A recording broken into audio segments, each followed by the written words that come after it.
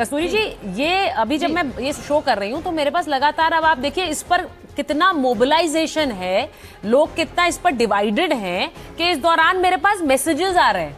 अब एक ने मुझे लिखा है कि this is all about being dressed appropriately on a festival. Yes, तो ये लिखा, एक और मेरे पास संदेश आया जिसमें ये लिखा गया है कि what I wear is my choice even on a festival.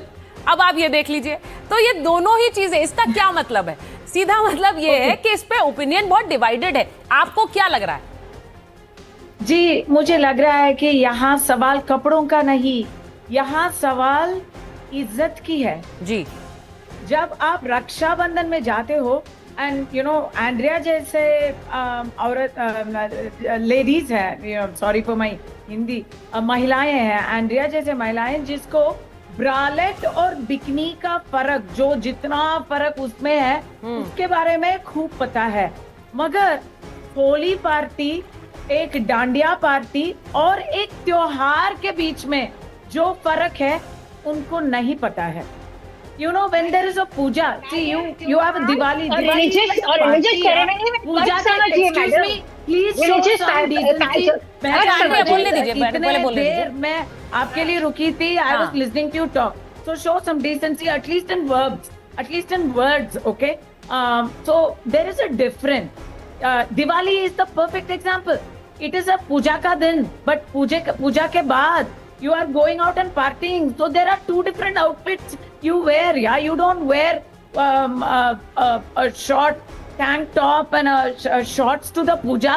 You go to the mandir in a different form of clothes, but after that it's party के ऊपर party. डांडिया पार्टी भी पार्टी होता है. डांडिया पार्टी थोड़ा पूजा थोड़ी होती है, पूजा नहीं होती वो. It is a party for 9 days. You're dancing. It's a dance. It's a dance in an Indian setting. तो पहले वो मैं बता देती. दूसरी बात ये है कि कृति सनन, does she know the difference? Never mind Andrea, does Kriti Sanon know the difference? Yes. Red carpet में कभी कृति सनन ने कुछ ऐसे वैसे ओल्ड कॉटन साड़ी को पहन के गया है कभी? नहीं ना. क्यों नहीं?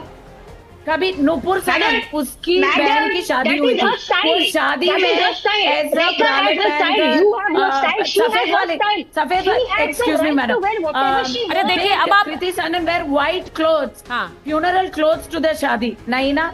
क्यों नहीं? कहाँ पे लिखा है? एंड्रिया ने पूछा था ना, किस बुक में लिखा है कि आप शादी में? अच्छा, ये बड़ा वैलिड पॉइंट है. देखिए, सुनिए उन्होंने क्या बोला है. मैं जरा उसको एक बार, क्योंकि हिंदू धर्म में, ठीक है, हिंदू धर्म में हमारे सदियों का प्रैक्टिस में हमें ये सब समझ में होता है. हम प्रैक्टिस करते हैं. वैलिड है पॉइंट. मैम, मैं इसको जरा आगे बढ़ा रही हूँ. कस्तूरी जी जो कह रही है, एंड्रिया, हमें कुछ नहीं आराम है. वो ये कह रही हैं कि क्या आप मोर्निंग, यानी कि जो गम के कपड़े हैं, या फिर आप किसी के जो फ्यूनरल में पहनेंगे, क्या आप वैसे कपड़े पहनकर जाएंगे किसी त्योहार में? आप नहीं जाएंगे क्योंकि आपको पता है आपने नहीं पहनने हैं. ये सवाल है. ये किसी को बताया नहीं जाता है. तो उन्होंने कहा कि अगर हाँ, ठीक है, कहाँ की बात कहाँ से निकाल लेती है? नहीं, कहाँ की कहानी वो ये कह रही है कि हमें एक सामाजिक एक ताना बाना है जिसे हम समझते हैं. जैसे कि हम शौक के कपड़े नहीं पहनेंगे किसी त्योहार में, सफेद कपड़े पहनकर नहीं जाएंगे क्योंकि हमें पता है कि हम एक त्योहार के लिए जा रहे हैं हम वहां. तो उसी तरह से हमें पता है कि एक त्योहार है तो हमें क्या कपड़े पहनने चाहिए. ये it is not about main and women also, मतलब महिलाओं के ऊपर ही नहीं है. कोई अगर त्योहार है और कोई, उन्होंने कहा कि ये तो हमारी समझ है. अनिला जी को लीजिए. Moral policing of women is absolutely wrong. आप बिल्कुल गलत है. कपड़ों पे आप कैसे आप कपड़ों पे आप कैसे बोल सकती है कि वो कितनी हिंदू है, कितनी हिंदू नहीं है? कपड़ों से आप नहीं, वो कपड़ों से आप कैसे बोल सकते हैं हिंदू हैं या नहीं की बात नहीं है. लेकिन वो कह रहे हैं हिंदू संस्कृति की एक सोच है, एक समझ है. आप त्योहार मना रहे हैं. देखिए, कुछ ना कुछ तो गलत. जीवा को भी लगा के उन्होंने पोस्ट को हटाया, एक बैकलैश हुआ ना. वो कौन लोग हैं? अच्छा, मुझे ये बताइए, वो कौन लोग हैं जो इस पर बैकलैश कर रहे थे? क्यों जीवा ने हटाया? हर लोग वही तो वो कहने की कोशिश कर रही है. वही लोग जिनको अभी तक जो बात समझ में नहीं आती कि women have their own choice. एक औरत को पहनने का अधिकार है, और ये अब से नहीं, हमारा देश में जो है ना 2016 और 2017 से इनटॉलरेंस बढ़ चुकी है, आउटरीच बढ़ चुकी है, और हर छोटे मुद्दे पे इतना बड़ा मुद्दा बनाया जाता है। अब बेचारी ने मैं सारी महिलाओं से भी ये उम्मीद करती हूँ कि वो अपना स्टैंड खुलकर रखें। देखिए, मैंने फिर कहा कि इसमें दो मुद्दे मर्ज हो रहे हैं, मिल रहे हैं। एक धर्म का मुद्दा है, एक महिलाओं के क्या पहनने ना पहनने का की स्वतंत्रता है। अब मुझे नहीं लगता, क्योंकि यहाँ जितनी भी महिलाएं बैठी हैं सब इंडिपेंडेंट सशक्त महिलाएं हैं, तो मुझे नहीं लगता कि कोई भी इस बात को लेकर ये कहेगा कि महिला ना तय करे वो क्या पहने। अनिला जी, आप क्या कहेंगी? क्या महिला ना तय करे कि उसे क्या पहनना है? मुझे लगता तो इस मामले में आप भी कहेंगी महिला का हक है। जी सुचरिता जी, आपने बिल्कुल ठीक बात कही है, बिल्कुल ठीक बात कही है। देखिए, आमतौर पे घर पे भी या बाहर भी जो हमारी बेटियां हैं वो या हमारी बहनें हैं, वो क्या पहन रही कोई टीका टिप्पणी नहीं कर।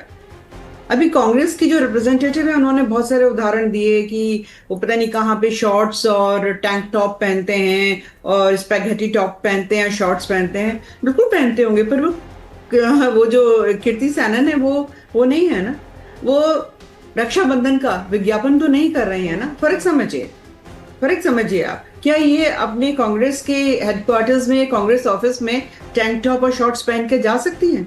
अगर जा सकती है तो बहुत अच्छी बात है। और यहाँ पर जब बात होती है कि we have to smash patriarchy, यही कहा ना उन्होंने, इनके नेता ने, राहुल गांधी जी ने, तो जब आपको पैट्रियार्की को स्मैश करना है तो वो पैन इंडिया होना चाहिए ना। तो हर एक धर्म में, हर एक सोसाइटी में, हर एक वर्ग में ऐसे सेलेक्टिव अप्रोच तो नहीं चल पाएगी ना। बात यह है कि मुद्दा कहाँ से शुरू हुआ? ये शुरू किया है कीर्ति सैनन ने। उसने जो है वो मेंबर ऑफ पार्लियामेंट जो कंगना रनौत है उनके माता पिता के ऊपर टिप्पणी कर दी थी कि संस्कार को लेके, तब उस पर रिटेलिएट किया था उन्होंने। शुरुआत कीर्ति सैनन ने ही करी थी, उससे पहले तो कोई कुछ नहीं हो रहा था ना।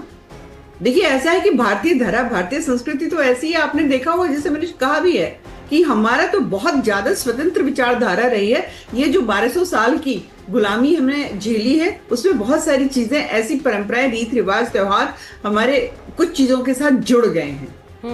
तो बात यह है, आपको भाई कौन सा टॉप पहनना है, कौन से कपड़े पहनने हैं, विज्ञापन करना है, नहीं करना है, आपको शॉक मार्केटिंग करने। ये शॉक मार्केटिंग का एक अच्छा उदाहरण था जीवा का, ठीक है, वो अपना काम करके निकल गए, तो आपके ऊपर है। परंतु अगर आप ये सोचोगे कि हर बार केवल और केवल सनातनी परंपरा, रीत रिवाज, तीज त्योहार के ऊपर आप जो मनाएगा कहोगे और फिर उसको आप राइट टू फ्रीडम का यहाँ पर आके भाषण देने लग जाओगे, वो तो नहीं चलेगा। राइट टू फ्रीडम तो सबके पास होना चाहिए। जो मेरी मुस्लिम बहन बेटियां हैं वो भी चाहती है ना। अब ये और जो आपने, जहां तक मेरी जानकारी है सुचरिता जी, जो बहुत ही कट्टर कैथोलिक्स वगैरह होते हैं, उनके यहाँ भी एक परंपरा है कुछ पहनने की, कि आपको ऐसे ही पहनना है, ऐसे ही व्यवहार करना है।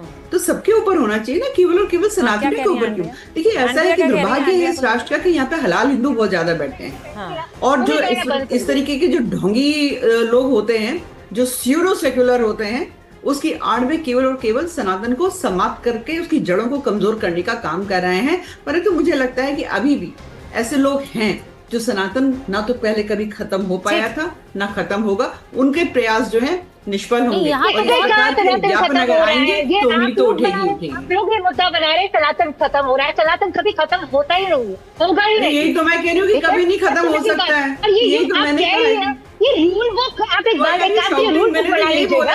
यहाँ पे इतने यंग जनरेशन के बच्चे हैं जो ऐसे पहनते हैं, पहनना बंद कर दो। नहीं, कब तो हुआ है। देखिए, अब अफगानिस्तान का उदाहरण ले लीजिए, अफगानिस्तान का उदाहरण देख लो, पाकिस्तान, इंडिया में भी अफगानिस्तान बना लीजिए। कब तो हुआ है, इस प्रकार से ये इस्लामिक देश बन गए। मुझे एक चीज समझनी है, मुझे एक चीज समझनी है। आप सब महिलाएं, आपके घर की छोटी बच्चियां अगर त्योहार पर भारतीय परिधान नहीं पहने तो क्या आप उन्हें डांटेंगे? आप उन्हें कहेंगे ये कपड़े मत पहनिए, ये क्यों नहीं पहन रहे हैं आप? मतलब क्या ये क्या डांट डपट कर उन्हें बताया जाएगा?